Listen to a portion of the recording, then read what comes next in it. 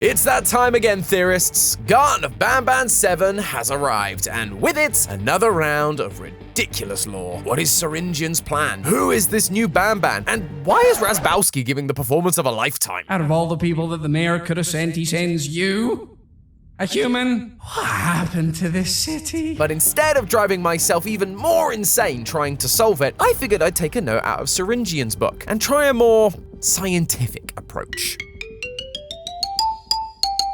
Hello, Internet! Welcome to Game Theory, the show that puts the jive in Givanium. Groovy, baby. I wish I had your excitement, Austin, because today is a day that I have been dreading for a long time. I've been dreading this theory more than Poppy, more than Bendy, even more than Five Nights at Freddy's. But we just got ourselves a brand new installment, which means it's time for me to tackle the insanity that is Garten of freaking Banban. However, let's be honest with ourselves. Each time a new installment is released for this thing, all bets are off in the lore department. There are some small underlying narratives, but despite the game giving us more notes, more secret rooms, and more characters that tried to kill us, then help us, then tried to kill us again, it's impossible to predict where this story is going. Heck, I would be surprised if the Euphoric brothers even know where it's going at this point. So instead of trying to solve the lore like we typically would, I wanted to take a different approach. Because ever since this franchise first began, there's one aspect of Banban's world building that I haven't been able to stop thinking about. A cornerstone of Banban's entire premise that has been largely left ignored. Givanium, the green goop that has helped bring all of these mascots to life in the first place. Despite how important its mere existence is to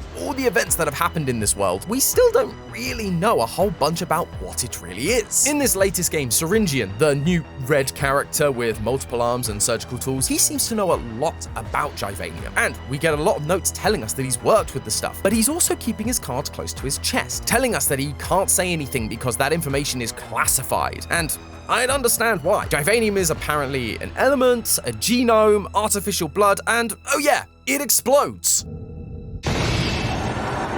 I wouldn't be surprised if the reason he's so tight-lipped, metaphorically anyway, is because there just isn't an answer. It's a classic Deus Ex Machina, able to do whatever the Euphoric brothers need it to do in order to move the story along. Or at least, that's what I initially thought. Because even though Givanium seems impossible, I have found a substance, or combination of substances, that exist right now, which would take this from science fiction to science fact. And with us now having Syringian being a man, or thing, of science, I think it would be great if he weren't just spouting complete nonsense the entire time, you know? So, consider this my gift to you, Euphoric brothers. In honor of my first Banban Theory as host, whip out those copies of Biology, because it's time to figure out what Givanium is really made of. The most obvious thing I can think of that gives us any kind of clue as to what this stuff is supposed to be is its name. Givanium having that eum at the end immediately reminds me of the elements from the periodic table. In fact, 79 of the 118 currently discovered elements have a name that ends in eum, so it would fit right in. The logo for Givanium also seems to align with this. We see it plastered all around the facility and it looks like it would belong alongside the likes of Mycnerium and Prasiodimium. These details seem to suggest that Givanium is simply a newly discovered element, but there's one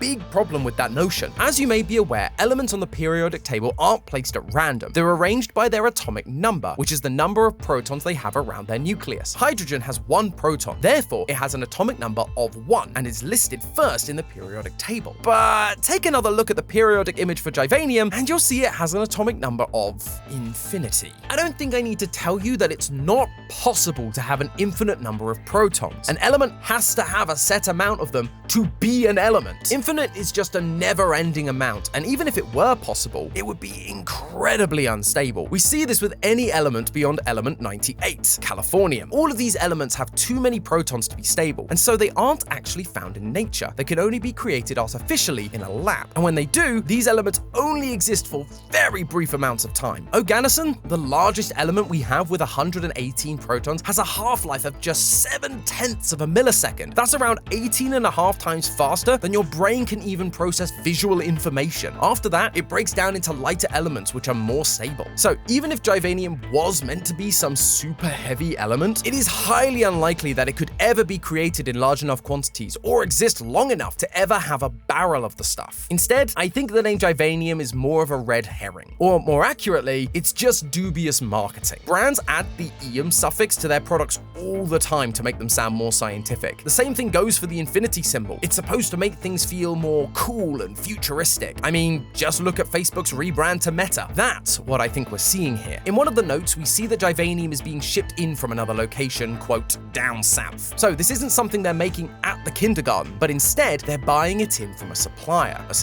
that is using clever branding to promote their product. This actually makes figuring out the whole thing a heck of a lot easier, because now the only information we have to tackle is what we learn from the scientific case update reports that we find throughout the game. Besides listing their name, case number, and lore about the characters, each of these mascot reports lists one very specific detail: their genome. A genome is just another name for a creature's entire genetic code, basically their whole string of DNA. Each of us gets one genome. That's what makes us unique. My genome is going to be different from your genome, but each of us just has the one. So the fact that there were multiple genomes listed, including Givanium, immediately got me worried that we'd hit another roadblock. You just can't really have two full genomes at once. But I think the Euphoric brothers were actually on the right track. In one of Stinger Flynn's entries, they talk about mixing Givanium with the other genomes, which sounds to me like they're creating one genome out of the parts, or DNA, from multiple genomes. And so that got me thinking about a little scientific discovery known as the CRISPR-Cas9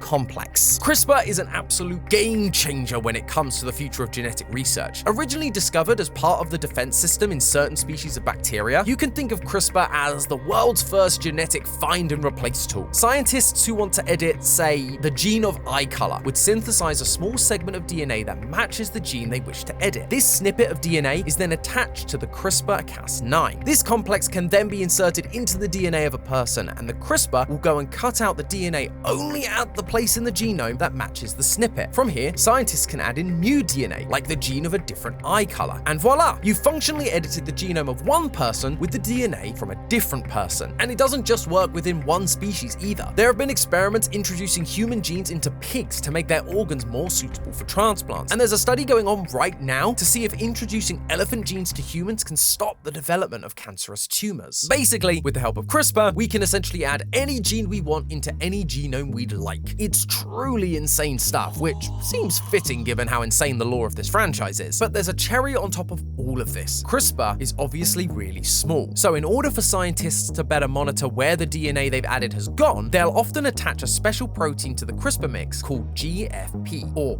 green fluorescent protein, which, if the name wasn't a huge giveaway, is a fluorescent green color, just like the Givanium we see throughout the game. Of course, CRISPR isn't without its side effects, and it turns out we also see those in the game. One of the things that scientists are most worried about when it comes to CRISPR is the potential that this cutting process may cut in the wrong place and lead to serious mutations, something that we see time and time again to characters like Apilabird, Nabnab, and Banban when they are exposed to excess Givanium. There's also concerns that modifying one gene could affect other genes in unforeseen ways, which is probably why the game makes it quite clear that adding more than 3 genomes together is a big no-no, leading to a phenomenon known as a genome cloy, where the mascot will essentially reject the other DNA and revert back to a single uncombined genome. And finally, there's a chance that the body's immune system will fight and reject whatever DNA you're trying to plug in. We see this all the time with organ and blood transplants, but the same thing is feared with CRISPR because it's essentially a bacteria. So not only might the body be fighting foreign DNA, but also the bacteria that it's not used to, leading to the foreign substance getting attacked by the body and causing immense amounts of pain, just like we hear about in the case reports. However, CRISPR can only be half the story. CRISPR explains Givanium's color, the side effects, and its ability to combine with genes from other donors, but CRISPR doesn't have DNA of its own. For Givanium to be considered a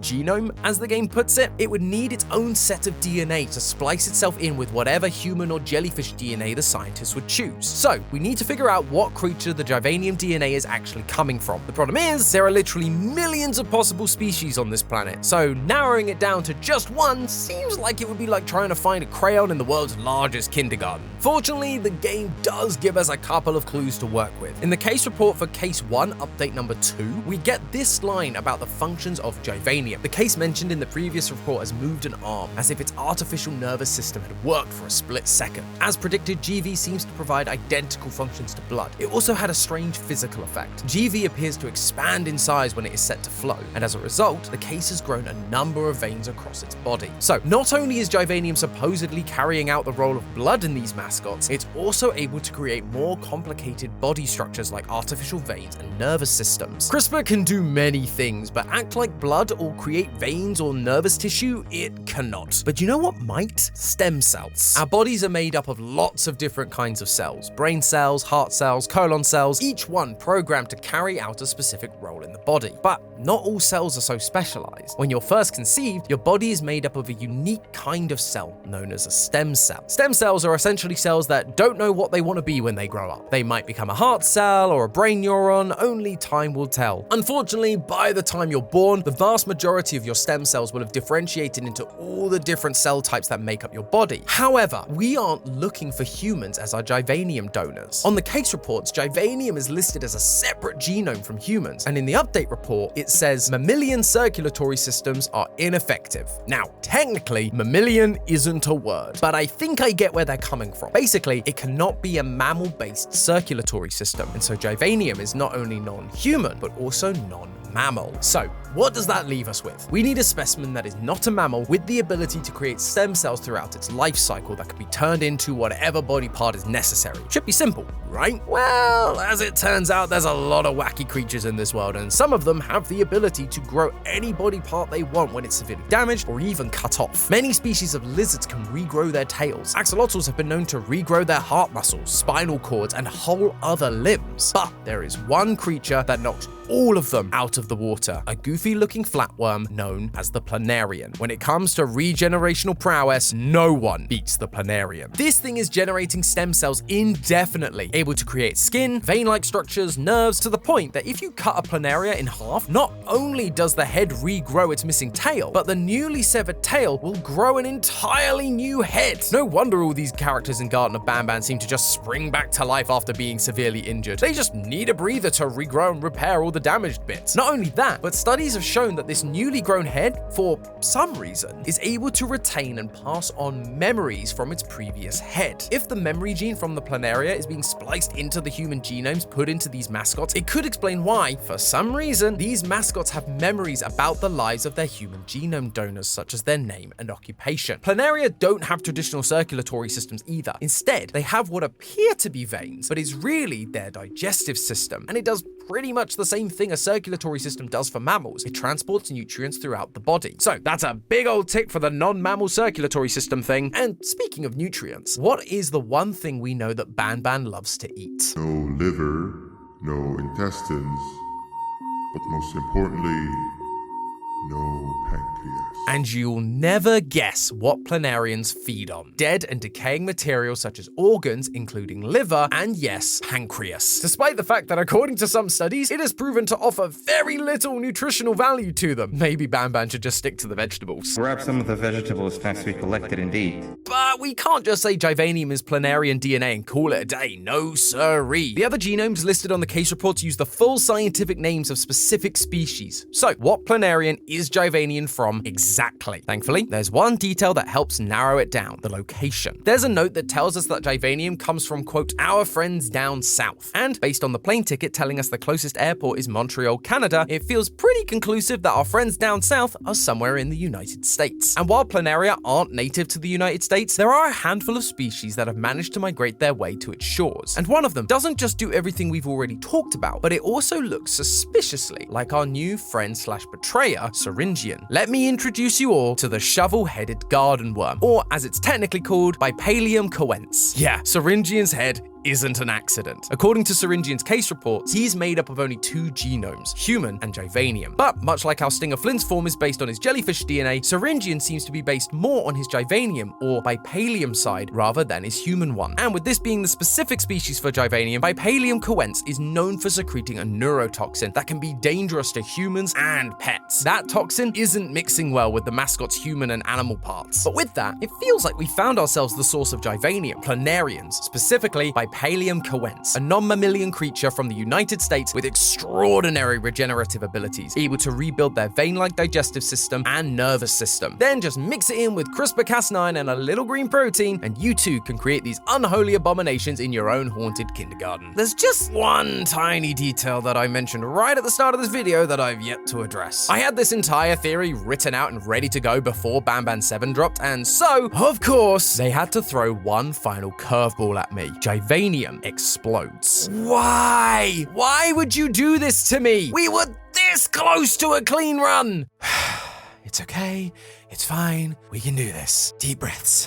Whew. The reason this is initially such a problem is that DNA isn't explosive or flammable. In fact, it's quite the opposite. Researchers have found that DNA is a great flame retardant substance and are experimenting with coating highly flammable materials like cotton with it. However, what if it's not the DNA exploding, but the barrel the Givanium is stored in? Take a look at the explosion. It's not a fiery explosion like the others we've seen in the games before. There's an immediate flash with some sparks, and then there's just a pillar of white smoke. That looks less like the burning of a flammable substance like plain fuel, and instead more like when a pressure cooker explodes. Why would that be the case here? Well, as we've discussed, Givanium contains DNA, and it is common practice to store DNA in liquid nitrogen so that it doesn't degrade. Now, liquid nitrogen has a temperature of minus 196 degrees Celsius or minus 320 degrees Fahrenheit, which is a problem because most places aren't that cold, and so it heats up, turning from a liquid into a gas. This wouldn't be an issue so long as it's stored in a container with a loose-fitting lid and not, oh, I don't know, an oil drum? Those things are known for having tight seals, and they've been left out at least since Bring a Friend Day, if not well before that. And so the nitrogen gas continues building and building and building until we hit the final nail in the coffin by lighting the drum on fire. How we do that, I'm not exactly sure. It's not like there's a fuse or anything, but regardless, that extra heat clearly tips it over the edge, heating up the gas to the point where it can no longer be contained, and then boom, an explosion of gas with the metal barrel breaking apart and scraping against itself, causing sparks to fly. Given how all these containers have been left out for a while, maybe we'd be best to avoid them going forward. But there you have it, theorists, the scientific answer for what Banban's mysterious Givanium truly is. Bipalium coense DNA combined with CRISPR and green fluorescent proteins, all stored in giant vats of liquid nitrogen to keep them stable. Is this going to be the answer we're given in the final Banban game? Well, Banban 304? Probably not. But I'm hoping that the Euphoric brothers see this video, and maybe, just maybe, we can steer at least part of this franchise in a more realistic direction. Wouldn't that be something? And hey, if you guys want a science consultant, I'd be happy to help out. I'm just a DM away. Who am I kidding? You guys are just gonna say it's alien blood, aren't you? But hey, that's just a theory. A game theory! Thanks for watching. And if finding out the scientific plausibility of bluish-green liquids is your thing, then why don't you slurp the video on screen to watch me figure out what is in Fortnite's famous slurp juice? Happy watching, theorists.